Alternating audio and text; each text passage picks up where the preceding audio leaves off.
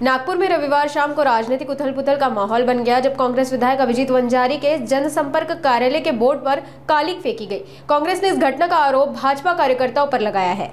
रविवार शाम को कांग्रेस विधायक अभिजीत वंजारी के जनसंपर्क कार्यालय के बोर्ड पर कालिक फेंकी गई। कांग्रेस ने आरोप लगाया कि ये भाजपा कार्यकर्ताओं द्वारा किया गया। इस घटना के विरोध में भाजपा के पूर्व विधायक कृष्णा खोपड़े के घर के सामने कांग्रेस कार्यकर्ताओं ने प्रदर्शन किया। दोनों दलों के कार्यकर्ताओं के बीच नारेबाजी और टकराव हुआ। पुलिस द्वारा स्थिति को नियंत्रण में करने के लिए बैरिकेडिंग की गई। माझा जनसंपर्क कार्यालयाचा बोर्ड पूर्व नागपूरमध्ये आजपासून नाही आहे। मी विधान परिषदच्या 6 जिल्ह्याचा आमदार झाल्यानंतर 4.25 वर्षापासून माझ्या कार्यालयावर तो बोर्ड आहे। एक तर भारतीय जनता पार्टीचे कार्यकर्ता हे जे आहे ज्यांनी चिखलफेक केली हे मठ्ठबुद्धी आहे। हे 4 वर्षानंतर याची झोप उघडली आणि बोर्डावर आमदार लिहिलाय त्याच्यावर ऑब्जेक्शन घेऊन राहिले।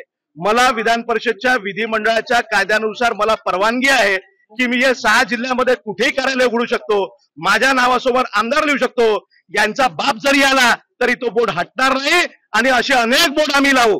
दुसरी गोष्ट, आज कालच्या घटनेच्या निषेधार्थ आम्ही काँग्रेस कमिटीच्या वतीनं रीतसर पोलिसांच्या परवानगीने आंदोलन करीत आहे। समोर जे भारतीय जनता पार्टीचे आहे, एक तर आमदारांनी इतकी मोठी सिक्युरिटी लावून घेतली आणि मग तुम्ही जर इतके लोकप्रिय आहे, तुम्ही जर एवढं काम करता तर तुम्हाला घाबरण्याचं कारण काय, हा एक मुद्दा आहे। यांचं आंदोलन जे आहे ते इल्लीगल आहे, यांना कोणती परवानगी नाही आणि जे कालच्या प्रकरणामध्ये आरोपी आहे ते सर्रासपणे या ठिकाणी फिरत आहे, त्यांना पोलिसांनी इमिजिएटली अटक केली पाहिजे। त्यांना या व्हेन्यूवरून या ठिकाणावरून त्यांनी हाकललं पाहिजे।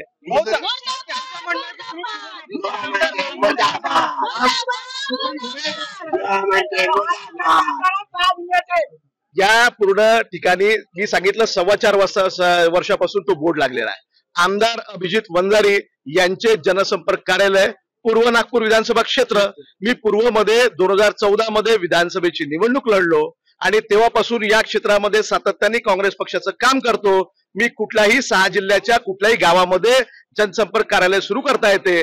जनसंपर्क कार्यालय सुरू केल्यानंतर तिथला ठिकाणचा ऍड्रेस टाकावा लागेल ना दादा, कुठलं क्षेत्र हे टाकावं लागेल, ते टाकलेलं आहे। त्याच्यावर कोणताही देशाच्या कुठल्याही कायद्याच्या माध्यमातून कुठल्याही विधिमंडळाच्या कायद्यामधून कुठल्याही प्रकारे मला मनाई नाही आहे आणि म्हणून काहीतरी आकाशबुद्धीने, ती आकाशबुद्धी अशी आहे की राहुलजींची बिहारमध्ये जी 17 तारखेपासून जी वोट अधिकार यात्रा सुरू झालेली आहे यांच्या पायाखालची वाळू घसरलेली आहे आणि म्हणून हे आता केवळ अशा पद्धतीच्या घटनेला वेगळ्या पद्धतीचं वळण देण्याचं काम हे मंडळी सातत्याने करत आले, तेही आज करत आहे।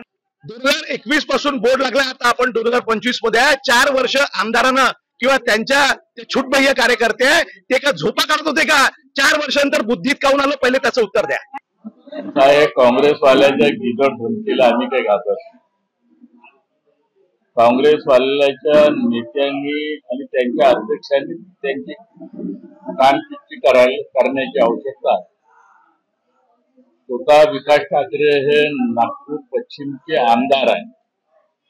अगर त्यांच्या आमदाराच्या याच्यामध्ये एखादा विधान परिषदेचा सभासद अगर म्हणत असेल का मी पश्चिमचे आमदार आहोत, तर ते त्या गोष्टीला ते सहन करणार आहे का? आंबेडकर चौकामध्ये 4 वर्ष अगोदर त्यांचं कार्यालय खुलं होतं आणि तेव्हापासून ते टोटली कार्यालय बंद होतं। आम्ही ते पाहिलं नाही का बोर्ड लागते, कोणी आम्ही ढुकून पाहिलं नाही, परंतु मीडियाच्या माध्यमातून जेव्हा 15-20 दिवस अगोदर जेव्हा माहिती मिळाली आणि जेव्हा त्याच्यामध्ये बोर्डमध्ये वाचले तर त्यांनी आमदार अभिजीत वंजारी पूर्व नागपूर विधानसभा क्षेत्र म्हटलं आहे। हा त्याला कायद्याने अधिकार नाही, जनप्रतिनिधी कायद्याची त्यांनी उल्लंघन केला। तो गॅज्यूट मतदार संघाच्या विधान परिषदेचा तो आमदार आहे, तो काही पूर्व नागपूरचे आमदार नाही आहे। त्यांनी एक नाही 10 कार्यालय खोला, आम्हाला काही आमचं काही म्हणणं नाही आहे। त्याला अगर एवढा शौक त्याला आहे तर त्यांनी पुन्हा चुनाव लढाव। या पूर्व नागपूरच्या जंगे मैदानामध्ये पहिले बी लढला होता, आता तो 24 मध्ये इथून त्यांनी पड काढला, आता 29 मध्ये पुन्हा ये म्हणा।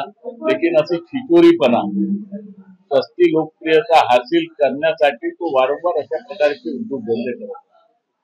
याच्या अगोदर बी शांतीनगरच्या प्रेमनगर भागामध्ये जे आम्ही बेंच लावतो, गार्डन मध्ये मंदिरासमोर ते बेंच लावतो, त्याच्या स्वतःच्या आमदार निधीमधून बेंच वर्काडे झाले आणि त्यांनी आपल्या कार्यकर्त्याला सांगितलं होतं त्याच्या खोपड्याचं नाव मिटवानं माझ्या नाव लावायला, भ्रष्टाचाराचा नवीन प्रकार जेव्हा आमच्या कार्यकर्त्यांनी त्याला पकडलं तर त्यांनी स्वतः सांगितलं का मला या अभिजित सांगितलं आहे हे करायला, आणि त्याची FIR त्यावेळेस दाखल झाली होती.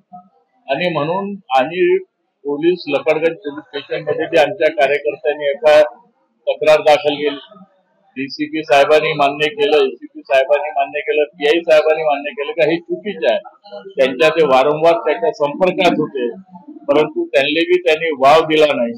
आणि म्हणून मी वारंवार DCP साहेबांना सांगितलं का साहेब ताबडतोब याच्या हल तुम्ही काढा, नाहीतर आमचे युवा मोर्चाचे कार्यकर्ते काही करेल तर याला आम्ही जबाबदार राहणार नाही. आणि म्हणून जी काही घटना घडली आम्ही अशी घटनेच्या विरोधात राहतो, अशी घटना आम्ही कधी करत बी नाही आहे. परंतु हा व्यक्ती जाणून बुजून काहीतरी प्रकार घडावा असतील, कारण त्याला कोणी विचारत नाही, आणि म्हणून सस्ती लोकप्रियता हासिल करण्याकरिता हा अशा प्रकारचे उद्योगधंदे त्या ठिकाणी करत राहते. मी याची तक्रार विधानसभेच्या अध्यक्षाला करणार आहोत, आणि वेळ आली तर नागपूर विधानसभेमध्ये मी प्रश्न विचारणार आहोत का विधान परिषदेचे आमदार आले कायद्याचे उल्लंघन करता येते का. आणि म्हणून जे त्यांनी केलेलं आहे त्याच्यावर तातडीने पोलिसांनी ऍक्शन घ्यावी, त्याच्या विरुद्ध FIR दाखल करावा, अशा प्रकारची मागणी सुद्धा आम्ही केली आहे.